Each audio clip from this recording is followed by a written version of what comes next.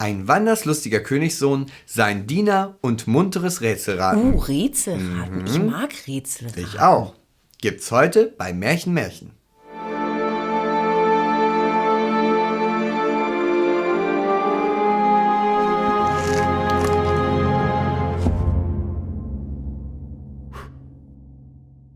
Es war einmal ein Königssohn, der bekam Lust in die Welt umherzuziehen und nahm niemand mit als einen treuen Diener. Und kein Koffer und keine Tasche und eine frische Unterhose? Ja, das ist ja das Raffinierte daran. Das musste ja der Diener tragen. Eines Tages geriet er in einen großen Wald. Und als der Abend kam, konnte er keine Herberge finden und wusste nicht, wo er die ganze Nacht verbringen sollte. Da sah er ein Mädchen, das nach einem kleinen Häuschen zuging. Und als er näher kam, sah er, dass das Mädchen jung und schön war. Klassiker. Er redete es an und sprach: Liebes Kind, kann ich und mein Diener in dem Häuschen für die Nacht ein Unterkommen finden? Moment, also da ist jetzt ein Mädchen, das ist schön, das ist ja klar, ist ja ein Märchen, alleine im Wald und lässt sich von 2 fremden Männern ansprechen? Tut das nicht, liebe Kinder. Danke. Ach ja, sagte das Mädchen mit trauriger Stimme, das könnt ihr wohl, aber ich rate euch nicht dazu. Geht nicht hinein. Warum soll ich nicht? Fragte der Königssohn. Das Mädchen seufzte und sprach: Meine Stiefmutter treibt böse Künste. Sie meint's nicht gut mit den Fremden. Aha, die Stiefmutter mag keine Fremden. Naja, greift im Moment ja um sich, nicht wahr? Da merkte er wohl, dass er zu dem Haus einer Hexe gekommen war. Doch weil es finster ward und er nicht weiter konnte, sich auch nicht fürchtete, so trat er ein. Die Alte saß auf einem Lehnstuhl beim Feuer und sah mit ihren roten Augen die Fremden an.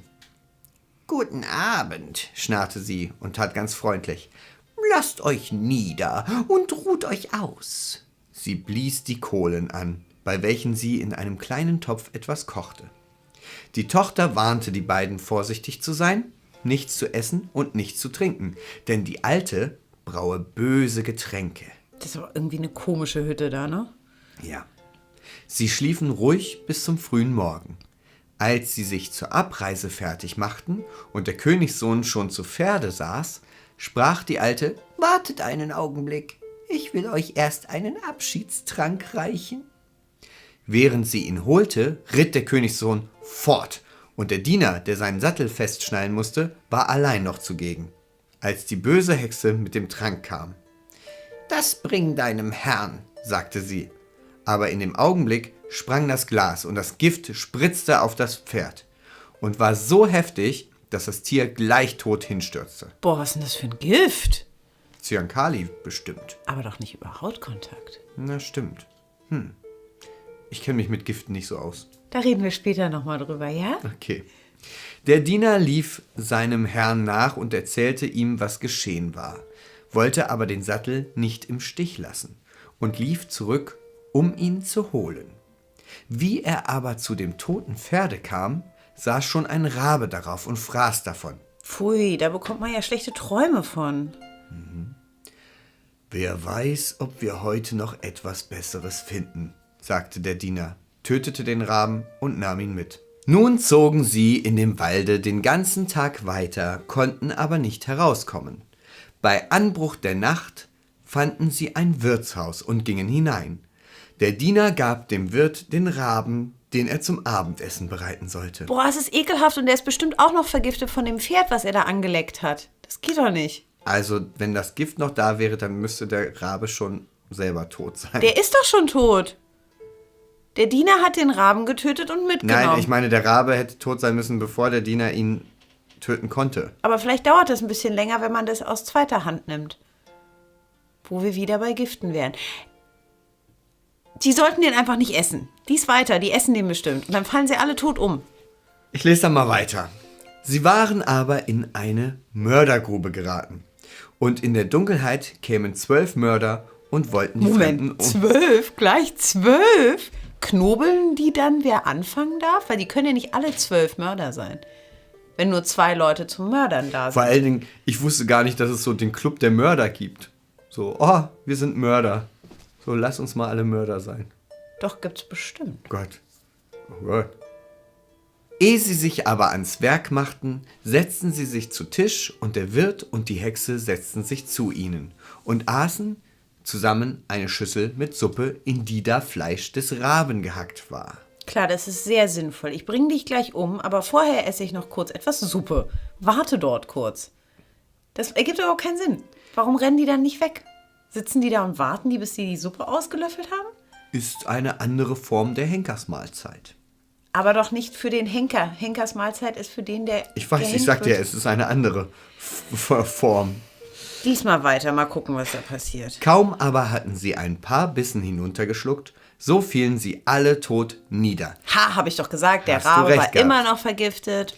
Denn dem Raben hatte sich das Gift von dem Pferdefleisch mitgeteilt. Du hattest recht. Es war nun niemand mehr im Hause übrig als die Tochter des Wirts, die es redlich meinte und an den gottlosen Dingen keinen Teil genommen hatte. Sie öffnete dem Fremden alle Türen und zeigte ihm die angehäuften Schätze. Der Königssohn aber sagte, sie möchte alles behalten. Er wollte nichts davon und ritt mit seinem Diener weiter. Komischer Typ. Ihm sind andere Werte wichtig. Komischer Typ. Nachdem sie lange herumgezogen waren, kamen sie in eine Stadt, worin eine schöne, aber übermütige Königstochter war. Die hatte bekannt machen lassen, wer ihr ein Rätsel vorlegte, das sie nicht erraten könnte. Der sollte ihr Gemahl werden.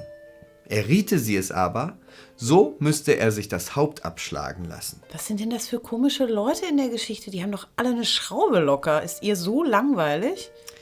3 Tage hatte sie Zeit, sich zu besinnen. Sie war aber so klug, dass sie... Die erste kluge Prinzessin. Überhaupt. Yay! Knieche, können wir das kurz feiern? Wir haben die erste kluge Prinzessin. So, sie war aber so klug, dass sie immer die vorgelegten Rätsel vor der bestimmten Zeit erriet. Schon waren 9 auf diese Weise umgekommen.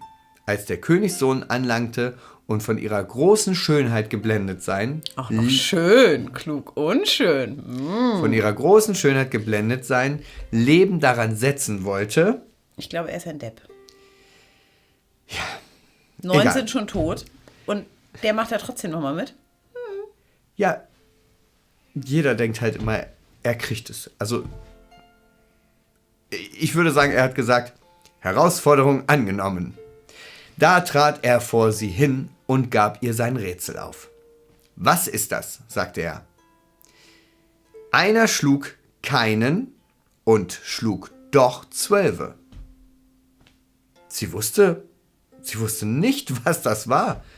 Sie sann und sann, aber sie brachte es nicht heraus. Sie schlug ihre Rätselbücher auf, aber es stand nicht darin. Kurz, ihre Weisheit war zu Ende. Google gab's noch nicht.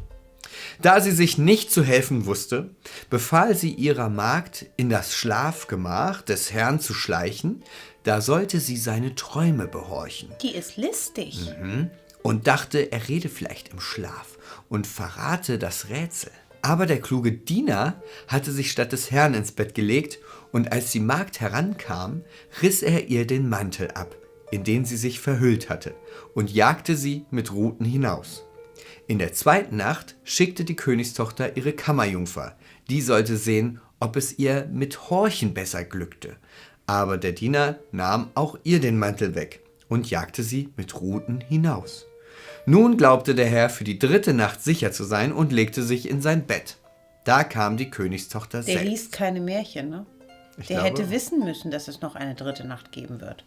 Stimmt, alle guten Dinge sind 3. Jedenfalls kam die Königstochter selbst, hatte einen nebelgrauen Mantel umgetan und setzte sich neben ihn. Und als sie dachte, er schliefe und träumte, so redete sie ihn an und hoffte, er werde im Traume antworten. Wie viele tun. Machst du das? Ja, ich rede glaub, tatsächlich mach auch das öfter. nicht. Doch, ich mache Aber das. kannst du antworten? Auch das passiert. Habe ich selber auch schon mal erlebt, tatsächlich bei jemandem.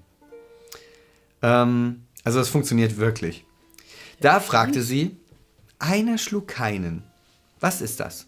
Er antwortete, ein Rabe der von einem toten und vergifteten Pferde fraß und davon starb.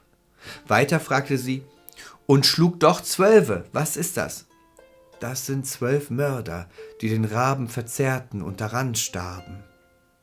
Als sie das Rätsel wusste, wollte sie sich fortschleichen, aber er hielt ihren Mantel fest, dass sie ihn zurücklassen musste. Ah, vielleicht hat er doch nicht geschlafen. Am anderen Morgen verkündete die Königstochter, sie habe das Rätsel erraten und ließ die 12 Richter kommen und löste es vor ihnen. Schon wieder 12. Wie gesagt, ist meine Glückszahl. Das wussten die damals im Märchen und deswegen haben sie das für mich gemacht. So. Extra, nur für dich. Genau. Aber der Jüngling bat sich Gehör aus und sagte, sie ist in der Nacht zu mir geschlichen und hat mich ausgefragt, denn sonst hätte sie es nicht erraten. Die Richter sprachen, bringt uns ein Wahrzeichen. Da wurden die 3 Mäntel von dem Diener herbeigebracht, und als die Richter den Nebelgrauen erblickten, den die Königstochter zu tragen pflegte, so sagten sie, lasst den Mantel sticken mit Gold und Silber, so wird's euer Hochzeitsmantel sein. Okay, das heißt, er heiratet jetzt die kluge und schöne Prinzessin, die aber auch ein bisschen listig ist und gerne grau trägt. Und... Ja, Und nu? ja nun, Hört er auf, in der Welt herumzuziehen? Weil er wollte doch eigentlich die Welt sehen. Ging es nicht darum, dass er die Welt sehen die hat will? er schon gesehen. Er ist jetzt angekommen und hat noch dazu eine schöne Frau und einen schönen Hochzeitsmantel. Hashtag ist so. Vom Rätselraten zu einem rätselhaften Verschwinden eines Wildschweinjägers. Hier kommt ihr zu der singende Knochen und vergesst nicht, uns zu abonnieren und die Glocke zu aktivieren, um keines unserer 2 neuen Märchen jede Woche zu verpassen. Mehr Märchen bei Märchenmärchen.